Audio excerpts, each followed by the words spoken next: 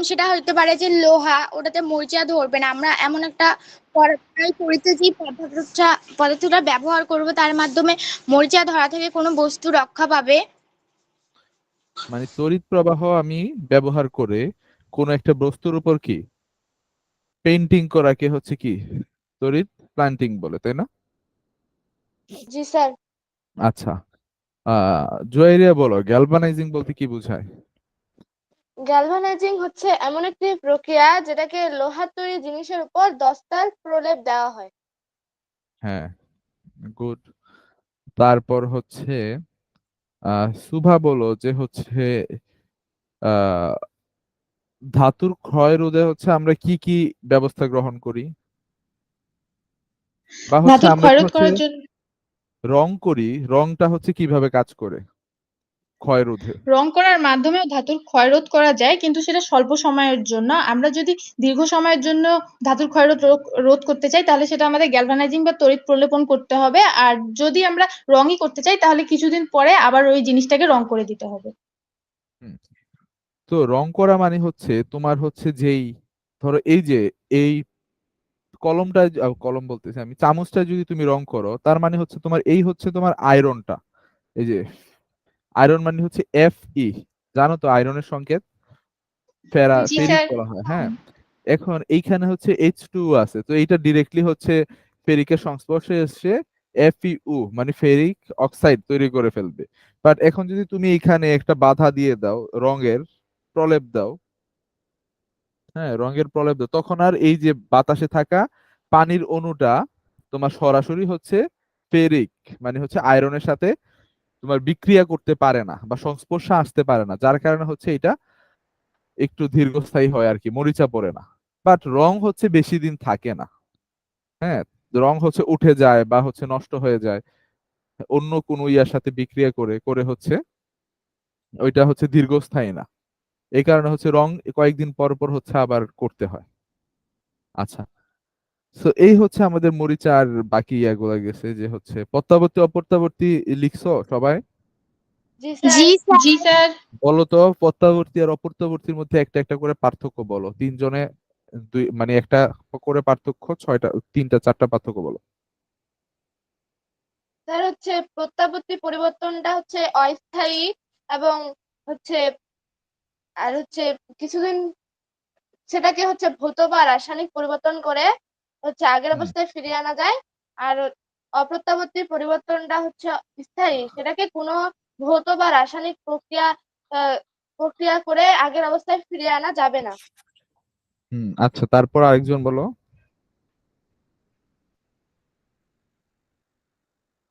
Jamie বলো।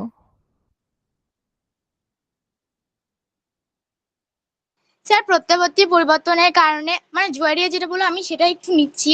কারণ যখন আমরা একটা প্রত্যাবর্তী পরিবর্তন করি সেই যেই বস্তুতে, সেটা প্রথমে প্রথমে প্রথমে সেটা তার প্রথমে অবস্থায় থাকে না। মানে সেটা প্রথম অবস্থায় একটু চেঞ্জ হওয়ার পর আবার পুনরায় সেই অবস্থায় চলে আসে। কিন্তু যখন এটা অপ্রত্যাবর্তী হয় তখন সেটা একবারই একদম পরিবর্তন হয়ে যায়, আর এই অবস্থায় ফিরে আসে না। আরেকটা বলো, অন্য আরেকটা ডিফারেন্স কিছু বলো।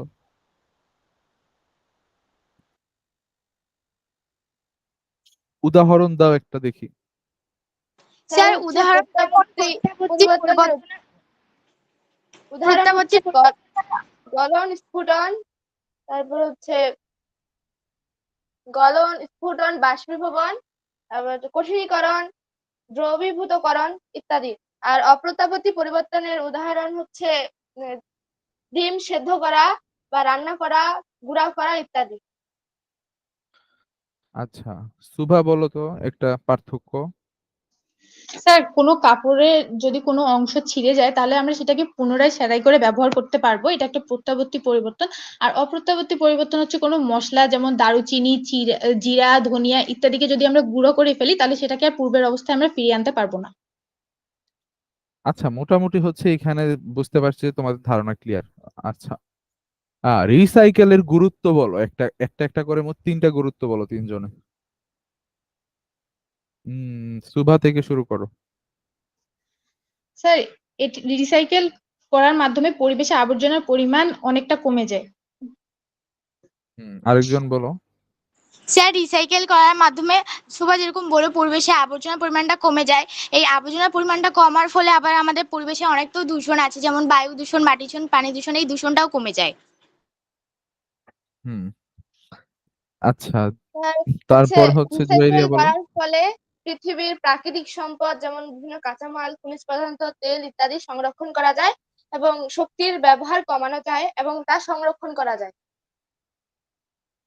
আচ্ছা, ঠিক আছে, বেসিক্যালি হচ্ছে দূষণ কমানো যায় আর হচ্ছে পুরান যেই আবর্জনাকে নতুন ভাবে কাজে লাগানো যায়। আচ্ছা, এখন আমরা হচ্ছে দহন চলে আসি, নতুন টপিক। দহন বলতে কে কি বুঝো? দহন মানে কি বলো? স্যার জানো জ্বালানো। কেউ? হ্যাঁ, দহন মানে হচ্ছে জ্বালানো। জ্বালানো। সো দহন বলতে বোঝায় যে কোনো একটা বস্তুকে জ্বালানো, আর ওই বস্তুকে জ্বালানো মানে কি? আগুন। আর আগুন জ্বলার জন্য কি দরকার? অক্সিজেন। অক্সিজেন। তোমরা কি জানো অক্সিজেন ছাড়া হচ্ছে আগুন জ্বলে না? জি স্যার। জি স্যার স্যার জানি। ধরো এই এই যে এই মোমবাতিটা যে জ্বলছে, এখানে এখানে হচ্ছে অক্সিজেন হচ্ছে সে নেয়, নিয়ে হচ্ছে কার্বন ডাই অক্সাইড ছাড়ে। আর এই কার্বন ডাই অক্সাইড আছে বেসিক্যালি এই যে অর্গানিক যে উপাদানটা থাকে এটা থেকে। তো আগুন জ্বলার জন্য প্রয়োজন অক্সিজেন। ওকে, তোমরা একটা এক্সপেরিমেন্ট কি কখনো করে দেখেছো যে হচ্ছে একটা মোমবাতি, ফর এক্সাম্পল হচ্ছে মোমবাতি হচ্ছে জ্বলন্ত মোমবাতিতে তুমি যদি হচ্ছে একটা গ্লাস দিয়ে হচ্ছে ঢেকে দাও, হ্যাঁ, তাহলে হচ্ছে দেখবা যে হচ্ছে মোমবাতিটা হচ্ছে অফ হয়ে যাবে একটু পরে। কেন বলো তো এটা? সাথে স্যার সাথে অফ অক্সিজেন হয় না কেন? ভিতরে প্রবেশ করতে পারছে না। কারণ অক্সিজেন ভিতরে প্রবেশ ভিতরে করতে পারে প্রবেশ না। করতে পারছে না। হ্যাঁ, সাথে সাথে বন্ধ হয় না কেন? একটু পরে হয় কেন? অক্সিজেনটা ওখানে কিছুটা বিদ্যমান থাকে এবং পরে শেষ হওয়ার ফলে হচ্ছে এটা হ্যাঁ, ইয়ে হয়ে যায়, বন্ধ হয়ে যায়। হ্যাঁ। তো এই যে গ্লাসের ভিতরে যে পরিমাণ অক্সিজেন ছিল, ওইটা যখন হচ্ছে জ্বলে যায় বা হচ্ছে শেষ হয়ে যায়, তখনই আগুনটা হচ্ছে বন্ধ হয়ে যায়। হ্যাঁ, এইটা হচ্ছে অক্সিজেন আগুন জ্বালানোর জন্য যেই হচ্ছে দরকারি বা প্রয়োজনীয় উপাদান, এইটা হচ্ছে বোঝার উপায়। ওকে, আচ্ছা, এখন তাহলে অক্সিজেন যদি মানে আগুন জ্বালতে সাহায্য করে, তাহলে এবং কার্বন ডাই অক্সাইড হচ্ছে আগুন নিভতে সাহায্য করে, জানো এটা? জি জি স্যার। স্যার। তুমি ওই যে দেখো, ফর এক্সাম্পল তোমার কাছে হচ্ছে কয়লা আছে, ওকে, এখন তোমার ওই কয়লা যদি তুমি নর্মালি পুরাও, তাহলে হচ্ছে তোমার কি হবে? যদি পুরাও আর কি, মানে আগুন দাও এটাতে, তাহলে কি হবে? নর্মালি হচ্ছে 100 ডিগ্রি সেলসিয়াস বা ধরো 200 ডিগ্রি সেলসিয়াস এরকম তাপমাত্রা উঠবে, তাই না? জি স্যার। হ্যাঁ, জি স্যার। এখন তুমি জি যদি এই স্যার। তাপমাত্রাকে আরো বৃদ্ধি করতে চাও, ধরো 1000 ডিগ্রি সেলসিয়াস তাপমাত্রায় নিতে চাও, বা 1500 বা 1200 ডিগ্রি সেলসিয়াস তাপমাত্রায় নিতে চাও, তাহলে তুমি এই কয়লাকে কি করবে বলো তো? এখানে কি করলে 1200 ডিগ্রি বা 1000 ডিগ্রি সেলসিয়াস তাপমাত্রায় পৌঁছাবে?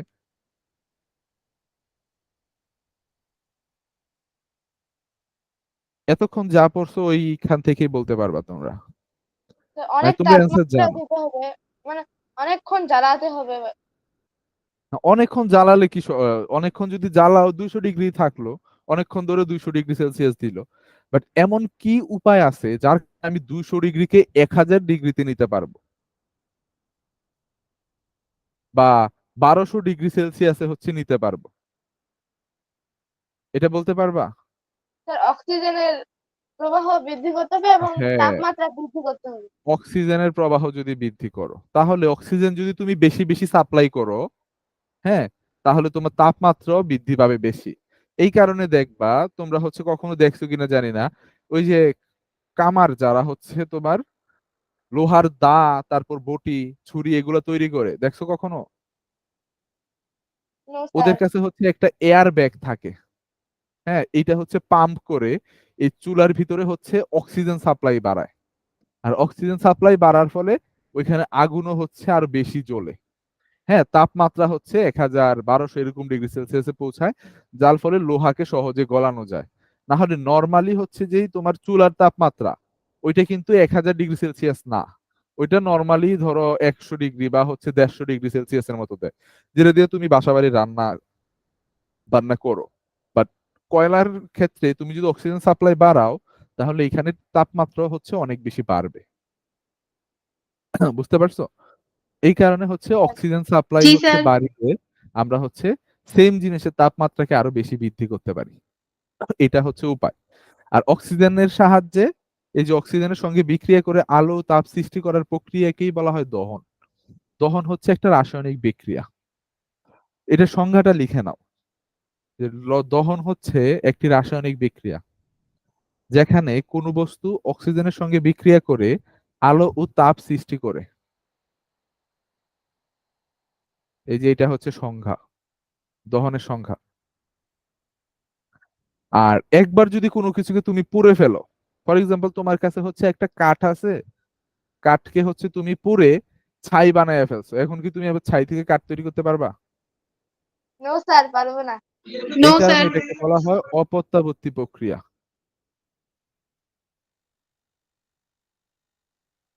এই দুইটা লিখো, এই দুইটা জিনিস হচ্ছে আলাদা করে লিখো, যে দহন কাকে বলে এবং দহন কোন ধরনের প্রক্রিয়া বা পরিবর্তন।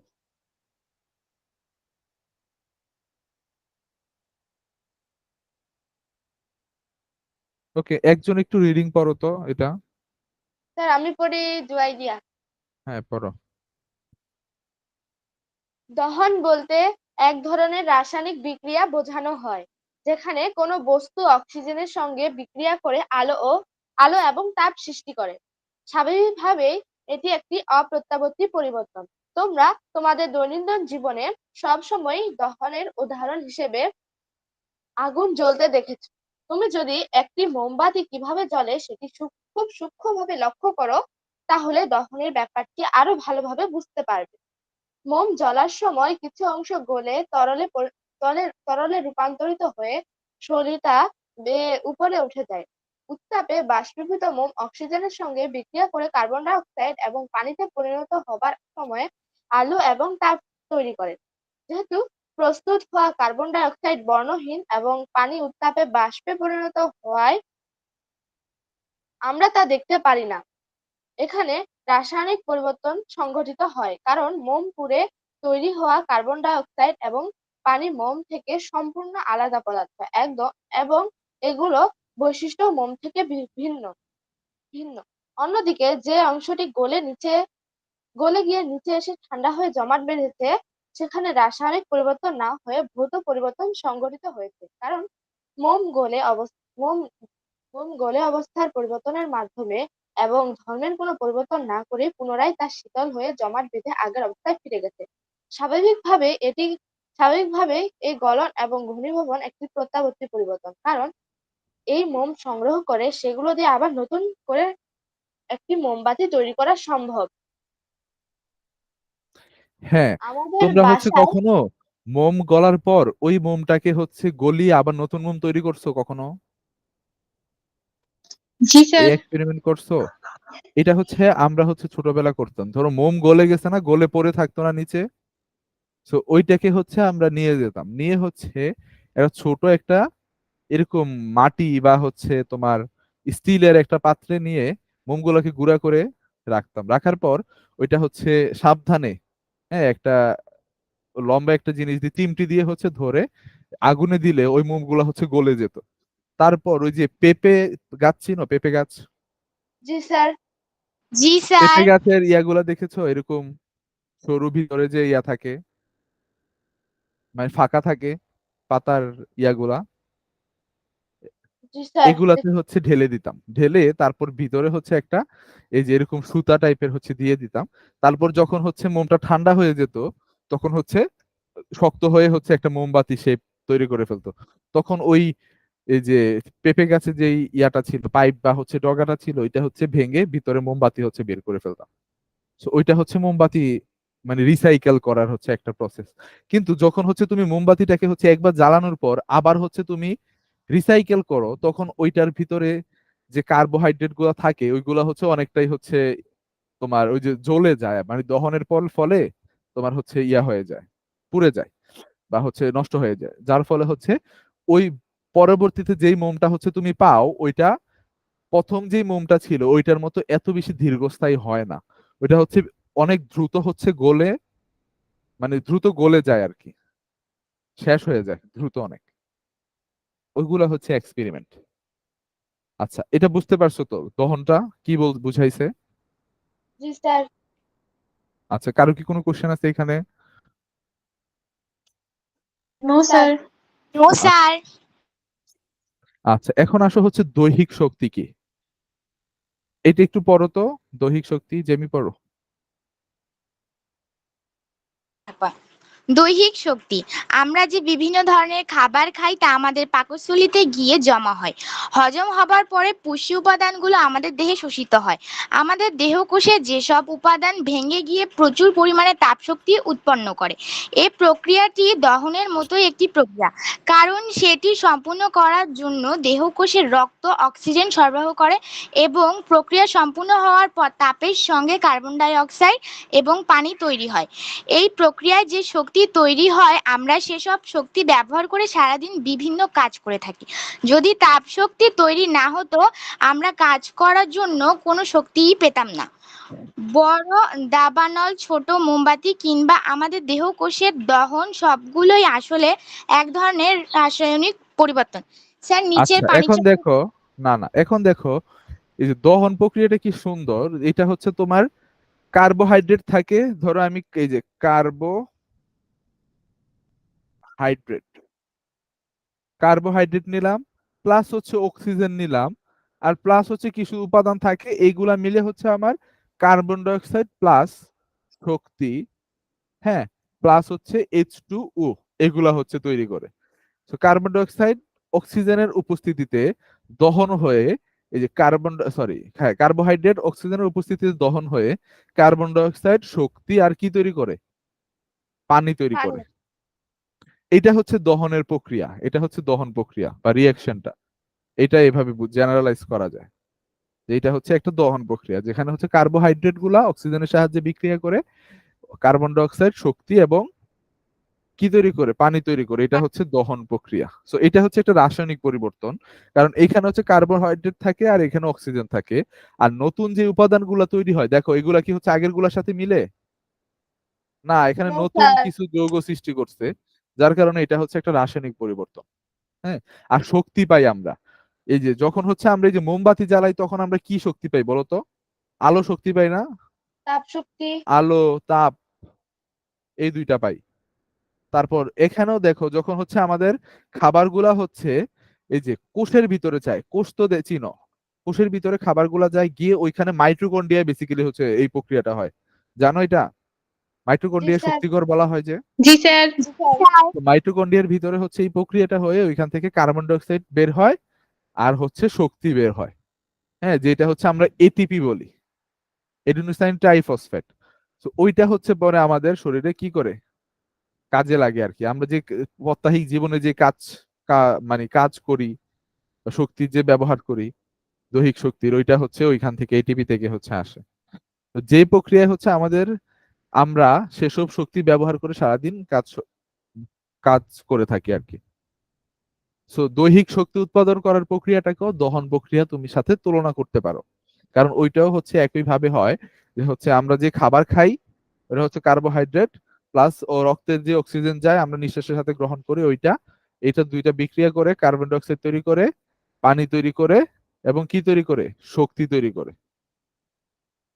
তো এটাও একটা দহন প্রক্রিয়া। ওকে, সো এখানে বলা হয়েছে ছোট বড় দাবানল থেকে শুরু করে মোমবাতি বা দেহকোষ সব জায়গায় হচ্ছে রাসায়নিক পরিবর্তন হয়, আর রাসায়নিক পরিবর্তনটাকে একসাথে বলা হয় দহন। ওকে, সো এখান থেকে দুইটা কোশ্চেন আসবে, একটা হচ্ছে দহন কাকে বলে, আর দহনের এই যে প্রক্রিয়াটা এইটা কার্বোহাইড্রেট প্লাস অক্সিজেন থেকে হচ্ছে তোমার যে ইয়াটা হয়। ঠিক আছে, এবার হচ্ছে এখানে এটা বুঝতে পারছো তো সবাই, দৈহিক শক্তি? জি স্যার।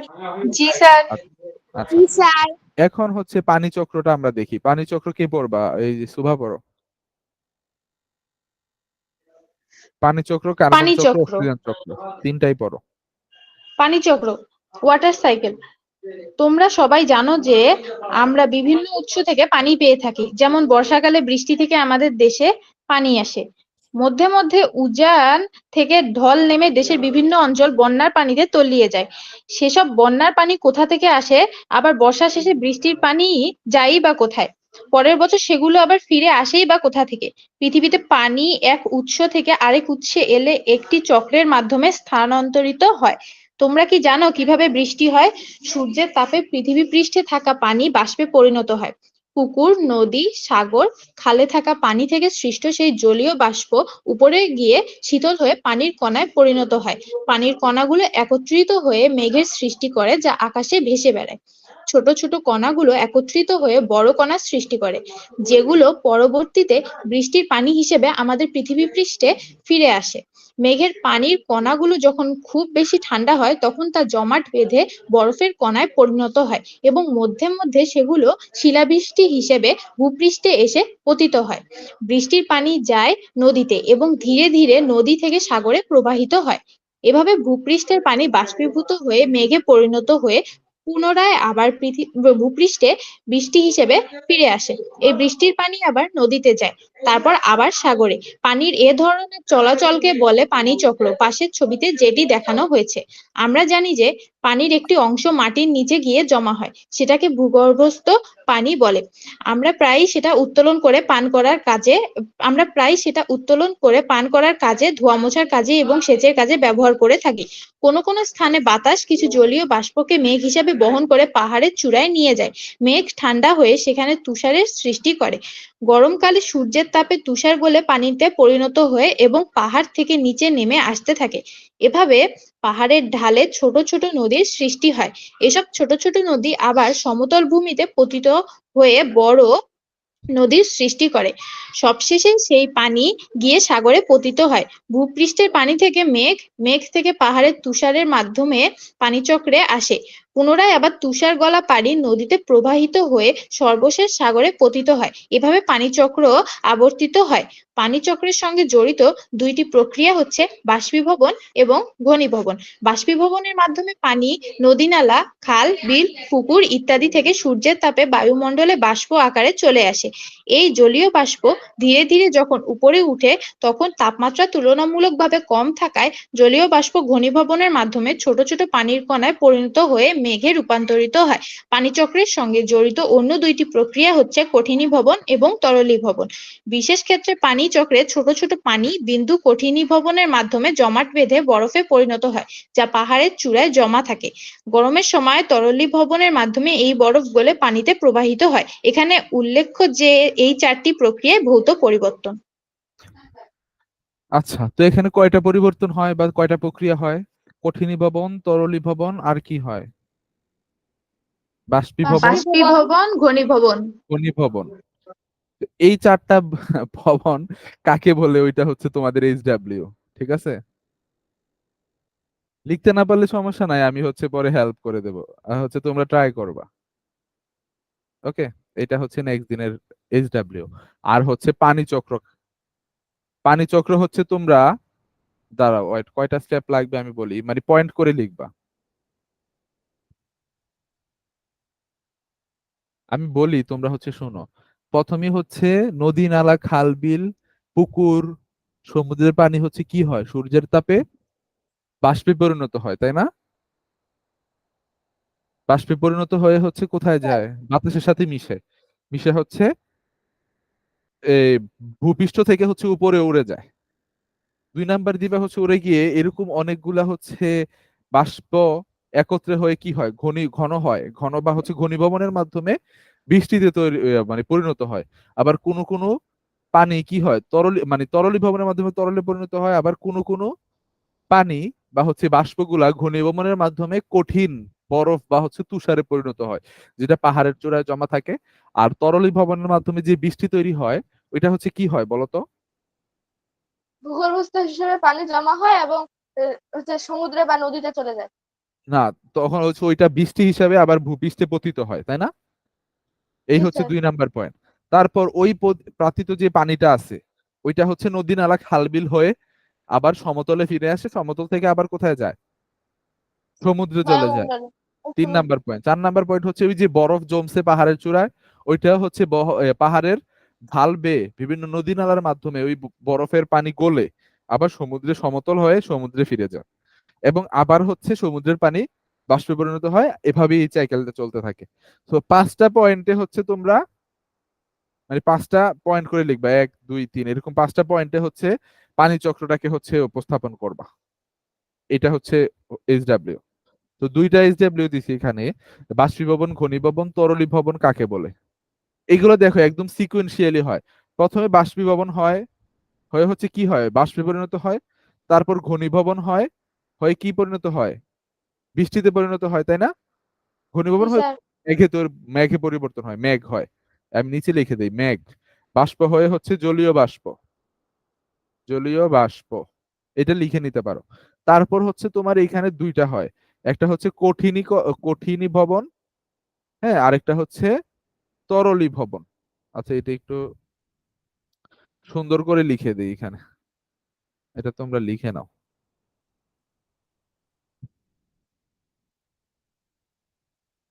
প্রথমে হচ্ছে বাষ্পীভবন, বাষ্পীভবন। তারপরে হচ্ছে কি হয়, ঘনীভবন। তারপর ঘনীভবন থেকে 2টা হয়, একটা হচ্ছে তরলী ভবন, আর একটা হচ্ছে কঠিনী ভবন।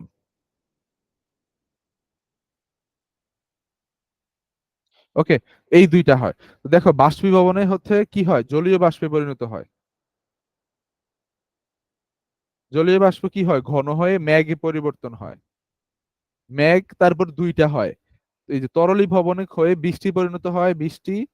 আর কঠিনী ভবন হয়ে কি হয়, বরফ বা হচ্ছে বরফ, তুষার বা হচ্ছে কি শিলা,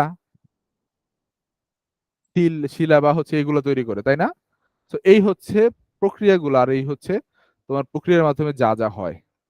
তো নরমালি হচ্ছে পানি থেকে হচ্ছে এইগুলা হয়। লিখে নিছো এটা? জি স্যার। জি স্যার।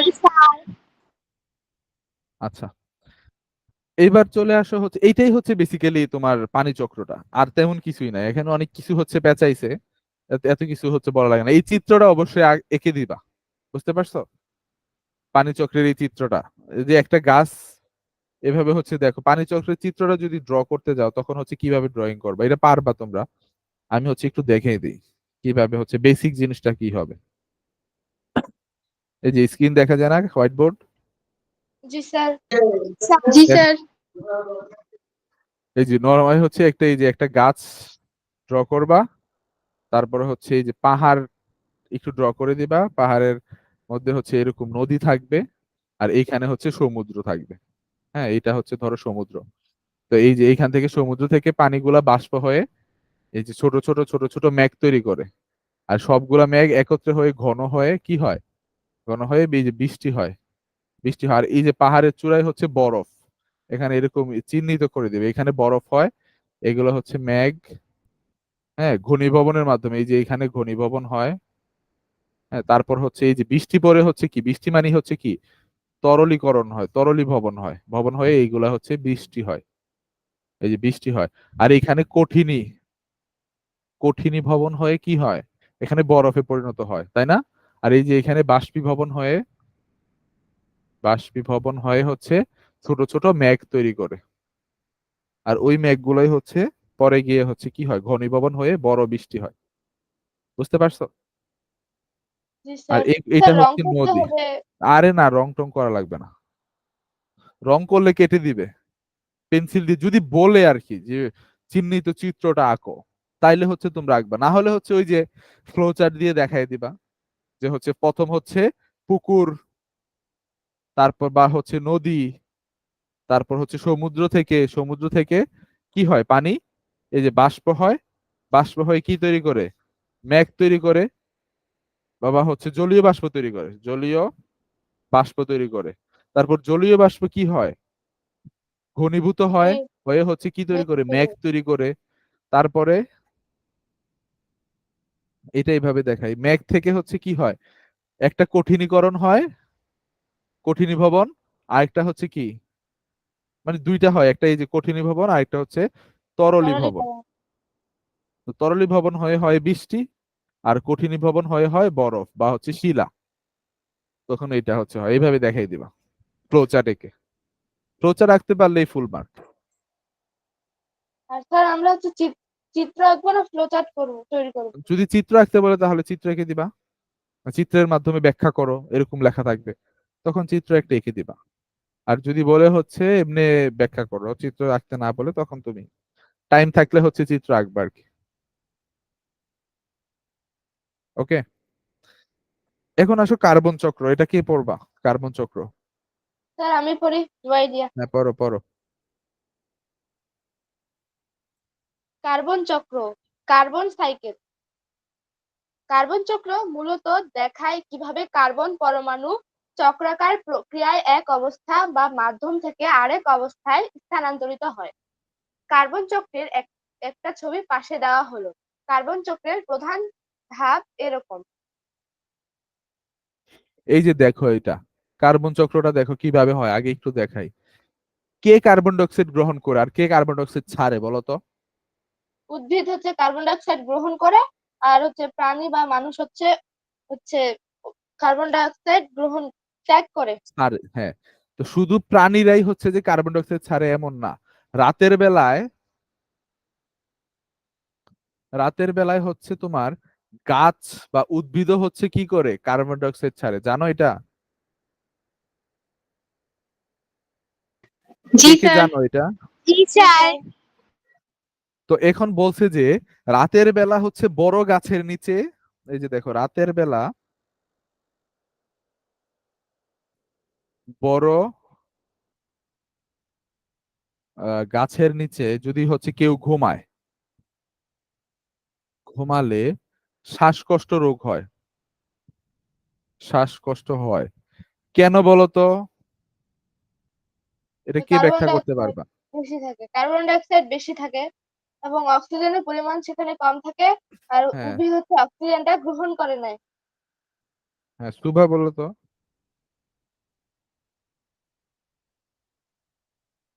রাতের বেলা কেন বড় গাছের স্যার, নিচে ঘুমালে রাতের বেলায় যদি শ্বাসকষ্ট কেউ হয়? গাছের নিচে থাকে তাহলে সেখানে কার্বন ডাই অক্সাইডের পরিমাণ বেশি থাকে, অক্সিজেনের পরিমাণ কম থাকে। আর কেউ যদি কার্বন ডাই অক্সাইড অক্সিজেনের চেয়ে বেশি গ্রহণ করে তাহলে তার শ্বাসকষ্টের সমস্যা হইতে পারে। না, কার্বন ডাইঅক্সাইড তুমি গ্রহণ করতে পারবা না।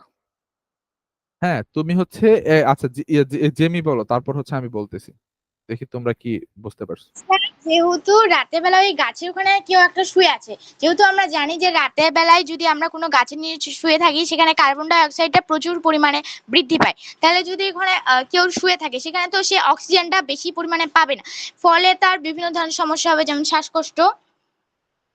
আচ্ছা, এখন আমি হচ্ছে বলি রাতের বেলা, এই যে দেখো এটা যদি লিখো তোমরা হচ্ছে প্রথমেই লিখবা যে হচ্ছে রাতের বেলায়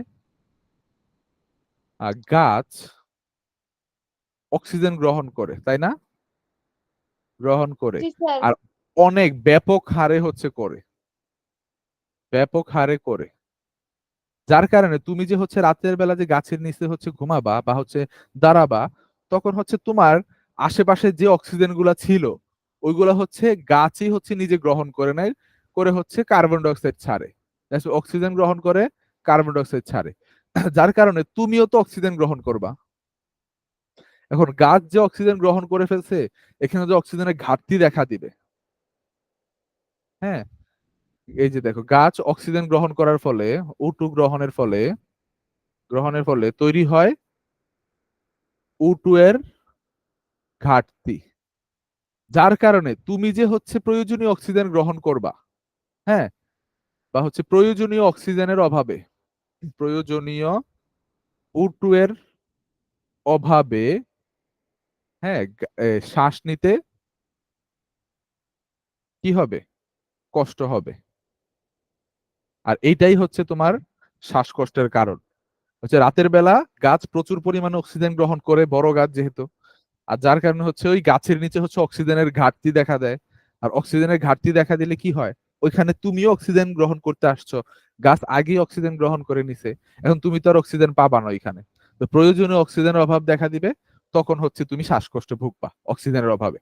মানুষ অক্সিজেন ছাড়া কয় মিনিট বাঁচে জানো? Sir highest 50 second. অনেকে 3 মিনিট পর্যন্ত বাঁচে। 3 মিনিট কখনো শ্বাস আটকায় রাখা যায়? হ্যাঁ আছে তো, ওয়ার্ল্ড রেকর্ড আছে, দেখো কতক্ষণ রাখতে পারে। আচ্ছা, এখন হচ্ছে আমরা এই যে ধাপগুলো এবার পড়ো এখান থেকে। কার্বন ডাই অক্সাইডের প্রথম হচ্ছে ধাপে প্রথম ধাপে বায়ুমণ্ডল থেকে কার্বন ডাই অক্সাইড উদ্ভিদে প্রবেশ করে।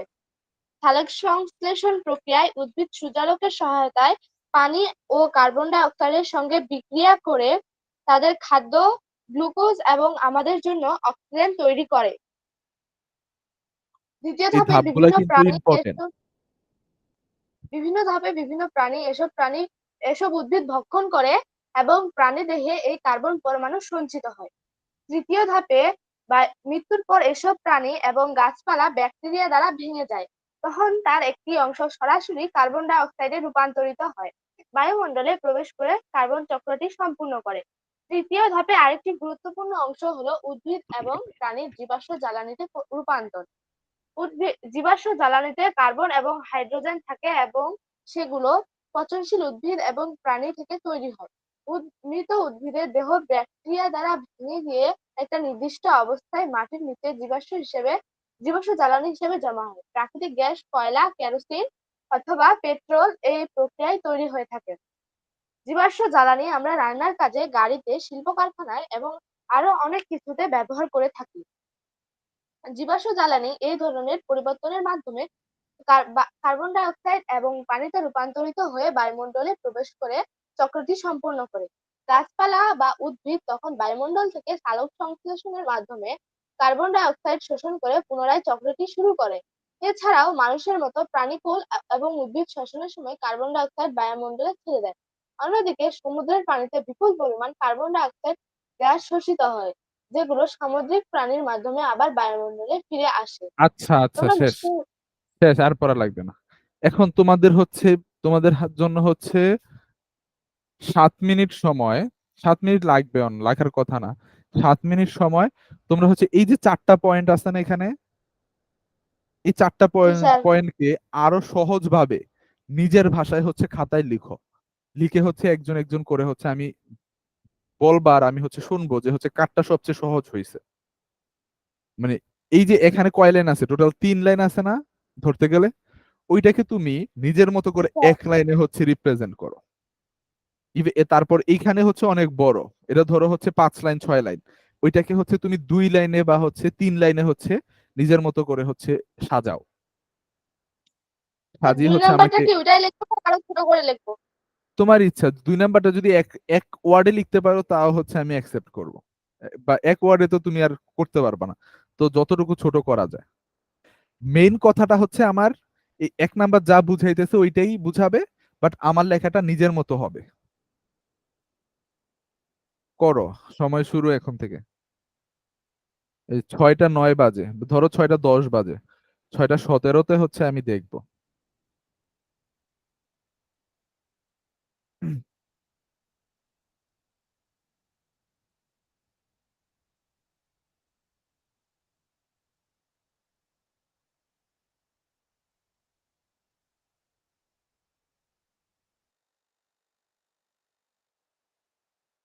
স্যার হচ্ছে 1 নাম্বারটা হচ্ছে কথায় না লিখে স্যার বিক্রিয়াটা লিখে দিলেই তো হয়ে যাবে না? সালোক সংশ্লেষণের তোমার যে ইচ্ছা, তুমি যেভাবে বুঝাইতে পারো, বাট কথা লিখে তারপর বিক্রিয়া লিখতে হয়। শুধু বিক্রিয়া লিখলে তো আর মিন করবে না তুমি কি বুঝাইতে চাইছো। ওইটা তুমি যদি বাড়াইতেও পারো কোনো কোনো আবার কমাইতেও পারো, মানে মোট কথা হচ্ছে একদম গুছানো হচ্ছে একটা লেখা হবে। বইয়ের মতো হবে না, তোমার নিজের ভাষায় হবে এবং সবচেয়ে সহজ উপায়ে হবে। ইনস্ট্রাকশন ক্লিয়ার সবার? জি স্যার।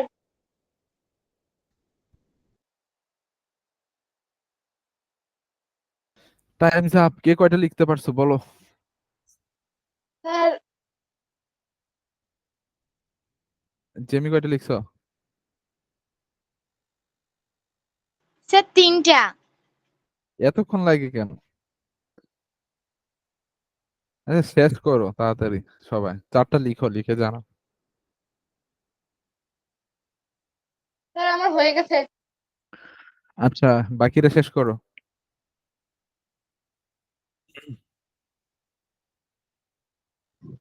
স্যার আমারও হয়ে গেছে। আচ্ছা, আর কার বাকি আছে? স্যার আমারও হয়ে গেছে। আচ্ছা ঠিক আছে। সুভা বলো তো, চারটা পয়েন্ট কি লিখছো দেখি।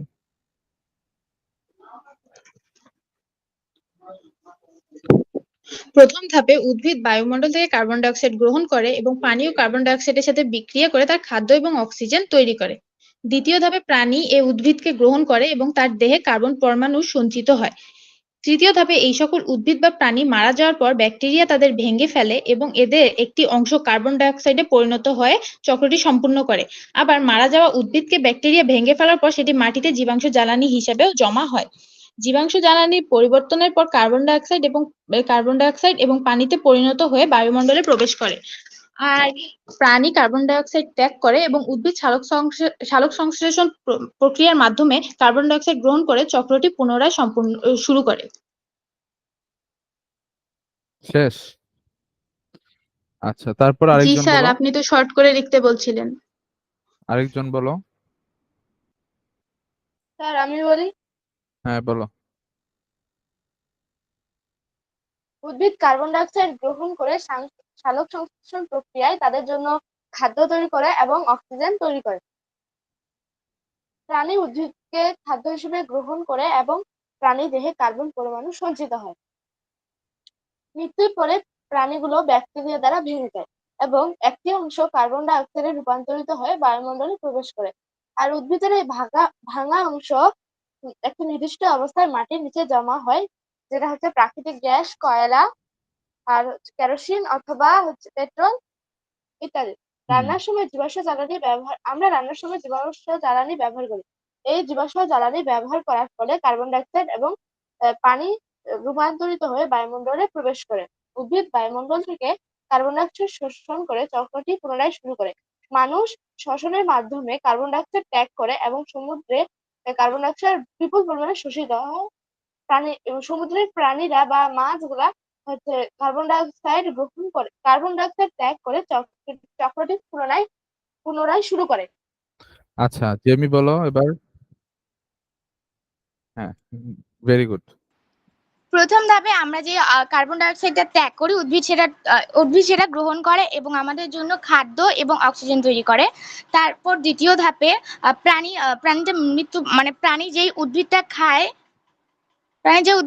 তার ফলে তার শরীরে কার্বন ডাই অক্সাইডটা প্রবেশ করে ফেলে। তৃতীয় ধাপে যখন সে মানে প্রাণী যেহেতু উদ্ভিদের ওই কার্বন ডাই অক্সাইডটা তার শরীরে প্রবেশ করে ফেলে, এই জন্য সে মারা যায় এবং তার মারা যাওয়ার ফলে তার শরীরে যেসব ব্যাকটেরিয়া আছে সেগুলো ভেঙে যায় এবং ভেঙে যাওয়ার ফলে প্রথমে সেগুলো কার্বন ডাই অক্সাইডে পরিণত হয়, তারপর সেগুলো বায়ুমণ্ডলে প্রবেশ করে এবং সেগুলো জীবাশ্ম জ্বালানিতে ধারণ করার পরে পচে যায় এবং পচে যাওয়ার পরে বিভিন্ন ধরনের জ্বালানিতে পরিণত হয় এবং মরে যাওয়া উদ্ভিদের দেহে ব্যাকটেরিয়া যেগুলো থাকে অবশিষ্ট সেগুলো ভেঙে মাটিতে বিভিন্ন ধরনের জীবাশ্ম জ্বালানি হিসেবে জমা থাকে। আর চতুর্থ ধাপে জীবাশ্ম জ্বালানি আমরা বিভিন্ন ধরনের কাজে ব্যবহার করি।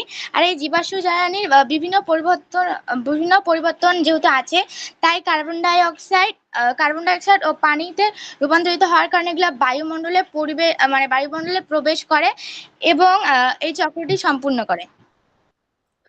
আচ্ছা, এখন তোমাদের এইখানে হচ্ছে একটা কাজ করবা। তোমরা হচ্ছে কার্বন চক্রের একটা ফ্লো চার্ট তৈরি করবা। ফ্লো চার্ট তো বুঝো, মানে হচ্ছে সাইকেল তৈরি করবা আর কি। For G example sir. দেখো, এই যে প্রাণী থেকে হচ্ছে কোথায় যায়, প্রাণী মারা যাওয়ার পরে ওই যে জীবাশ্ম মানে জীবাশ্ম যে উদ্ভিদগুলো আছে যেমন ব্যাকটেরিয়া, ভাইরাস, ওইগুলা হচ্ছে যায়। তারপর ওইখান থেকে কিসে যায়, কই যায়, বায়ুতে ফিরে যায়। তারপর ওইখান থেকে আবার উদ্ভিদে যায়, উদ্ভিদ থেকে আবার প্রাণীতে যায়। এরকম হচ্ছে একটা সাইকেল তৈরি করবা কার্বন ডাই অক্সাইডের। বুঝতে পারছো?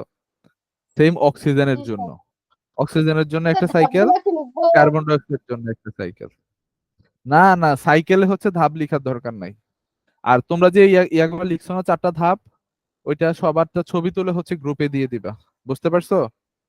ছবি তুলে হচ্ছে গ্রুপে দিয়ে।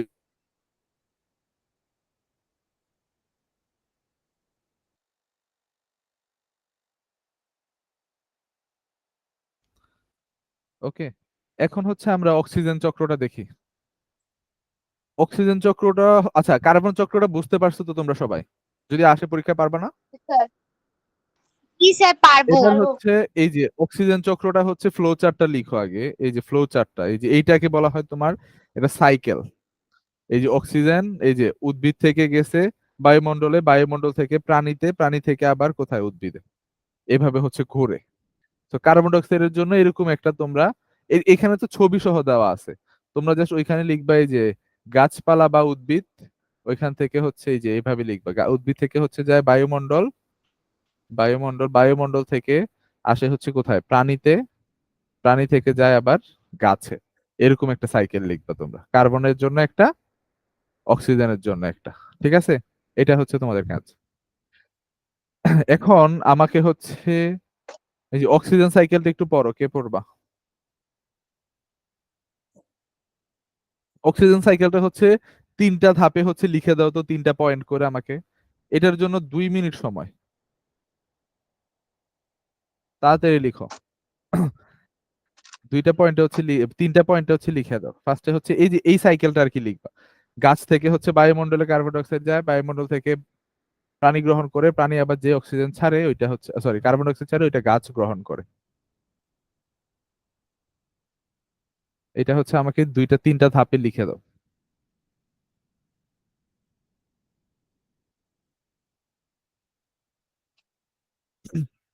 এটা অক্সিজেন চক্র লিখে তারপর হচ্ছে শুরু করবা।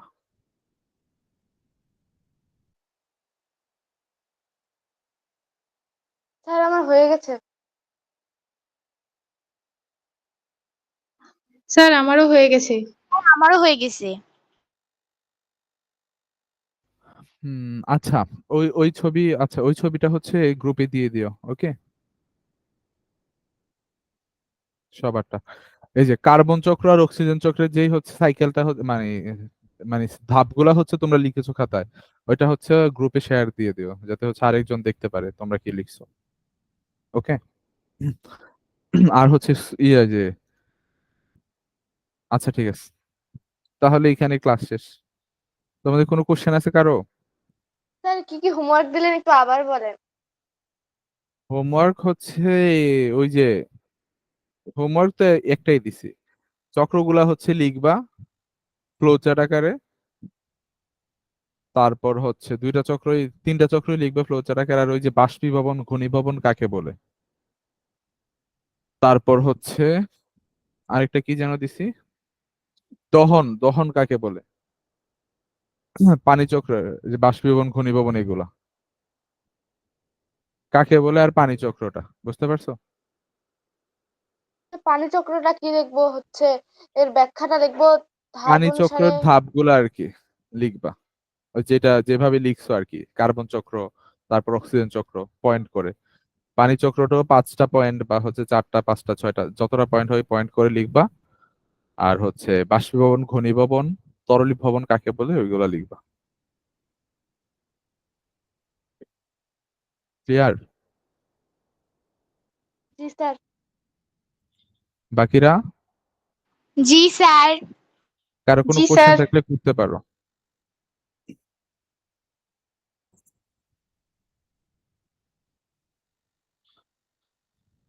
আর যদি না থাকে তাহলে লিভ নিতে পারো।